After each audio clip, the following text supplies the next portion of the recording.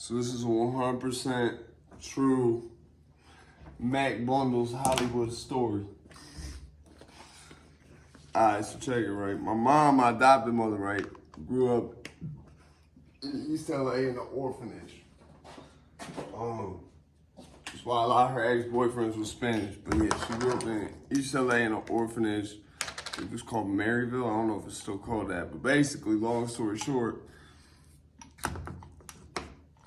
she was there from the time she was like 8 years old to the time she was 18. Because her dad was all fucked up from the war.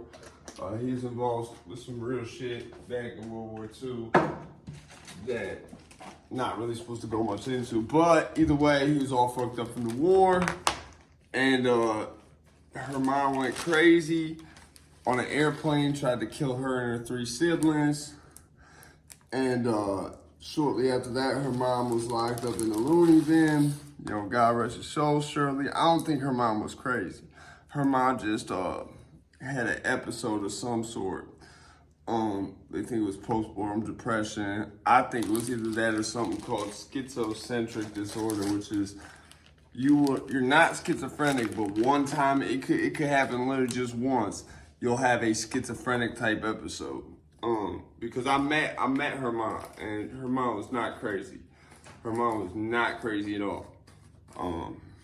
You could tell that when I met her mom, she was mad old, so you could tell like whatever crazy she had was just Alzheimer's and the after effects of shit like Thorazine and whatnot.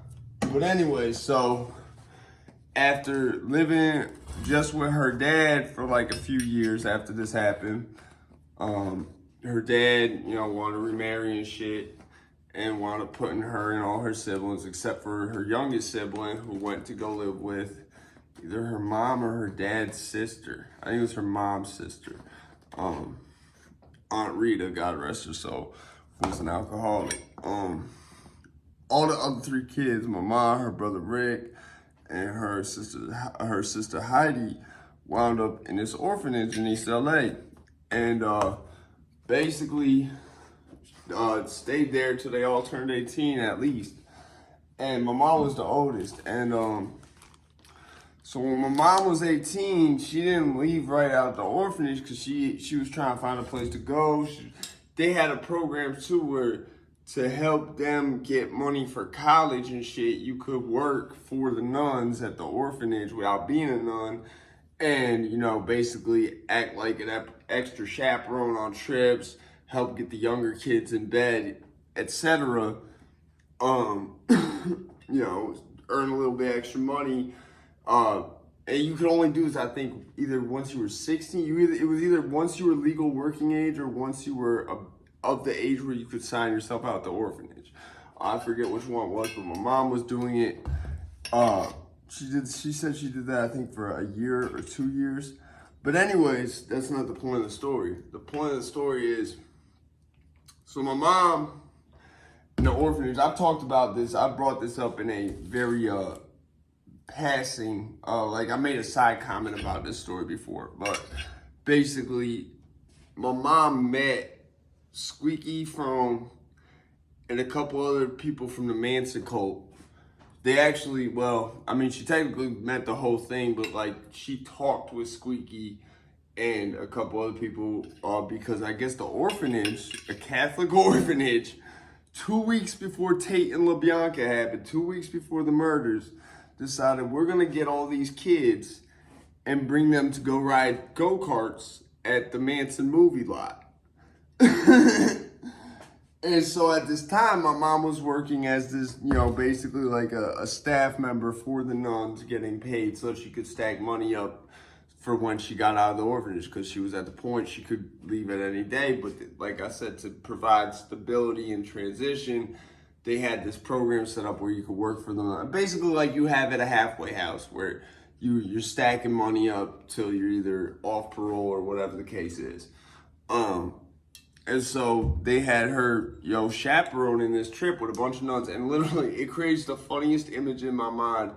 It's like, okay, so on the bus that the orphanage drove to get there, you got the bus driver, you got my mom, you got like 2 or 3 nuns. A couple of nuns are out with the kids on the go-karts. you know, just with Manson family cultists all around. And then on the actual bus, you have my mom, the bus driver, a couple nuns, and then Squeaky Fromm and a couple other cultists. And basically, like, because they knew my mom was 18, like, they were asking, well, wouldn't you like to stay here? All this type of shit. And my mom didn't think nothing of it, you know what I'm saying? Till 2 weeks later, she's watching the news, and she's like, holy shit. They were trying to recruit me for the Manson family. So, yes, it's a funny story. This is the thing I love about my parents, man. They got some real crazy stories that, like, it's true. Like, you know what I'm saying? Like, especially with Pops. Like, Pops got the crazier stories because he flew planes for all that time. And, like, you get a lot of famous people on flights. So he got more of those stories. But, like, my mom, just from living in L.A., have stories like that. So given with the song that I posted and the fact that Charlie Manson is sampled in that song,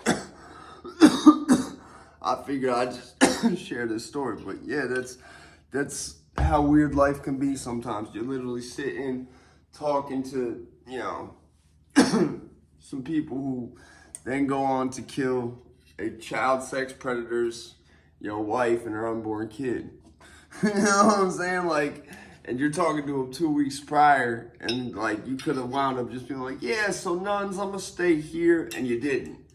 And something in your head just told you not to. Yeah, this shit was wild, bro. I remember the first time my mom told me that story was because I had, me and my wife had started looking into like his parole hearings and like all shit, because he's a fucking character. Like, regardless of what he did, realistically, bro, Charlie Manson ain't do nothing. Realistically, he didn't, like, you know, they had to invent a charge in order to charge him. They had to invent this charge of murder by proxy to, you know, charge him. That's what was so groundbreaking at the same time to me is, like, kind of weird about the case. You literally had, this man did not break no laws. You had to invent laws in order for this man to break them. I'm out this bitch, man. Stay safe.